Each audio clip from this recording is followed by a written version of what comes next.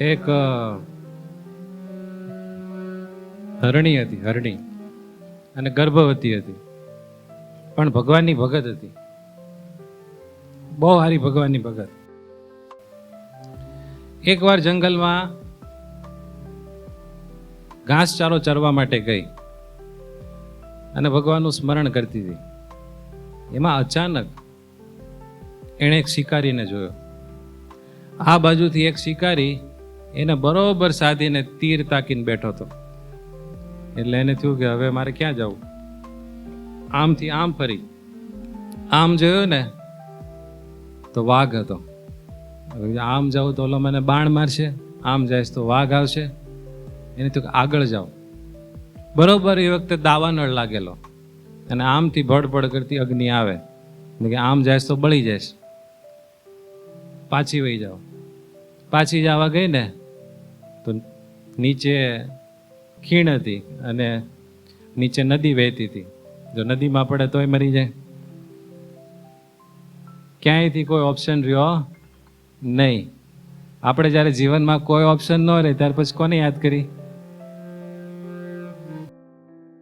ભગવાનની ભગત હતી એટલે તરત એને યાદ આવ્યા, ભગવાન રક્ષા કરો મારીને મારા બાળકની. ને એ વખતે બરોબર એની પ્રસૂતિનો ટાઈમ થઈ ગયો. એટલે એણે આંખ બંધ કરીને ભગવાનનું સ્મરણ કરવા માંડ્યું કે હવે જે થવું એ થશે, મારું ને મારા બાળકનું. એણે બાળકને જન્મ આવ્યો. બરોબર એ વખતે ભગવાને એની પ્રાર્થના સાંભળી અને આકાશમાં જોરદાર વીજળીનો કડાકો થયો, ધડામ દે. એટલે ઓલા શિકારીએ બરોબર બાણ સાધેલો ને, મોટો ઝટકો લાગ્યો ને એટલે એને નિશાન ચૂકાઈ ગયું.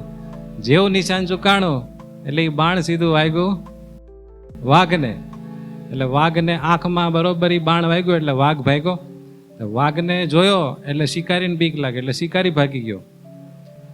થોડીક વાર વીજળી થઈ અને મુસળાધાર વરસાદ પડ્યો એટલે દાવાનળ બધો ઓલવાઈ ગયો અને આ ભક્તાણી દોડીને પાછી વહી ગઈ એના સ્થાને, એના બચ્ચાને ધીમે ધીમે લઈ ગઈ. એમ વાર્તાનો હેતુ એટલો, ક્યારેક હીરામાં મંદી હોય, સમજાણું, કાંઈક પારિવારિક કે કૌટુંબિક કંઈક મુશ્કેલી હોય, એ બધું બરાબર હોય તો કંઈક શારીરિક પ્રોબ્લેમ હોય ને, એ બધું બરાબર હોય. છોકરાના લગ્ન ન થતા હોય, એ અત્યારે બહુ મોટી સમસ્યા છે.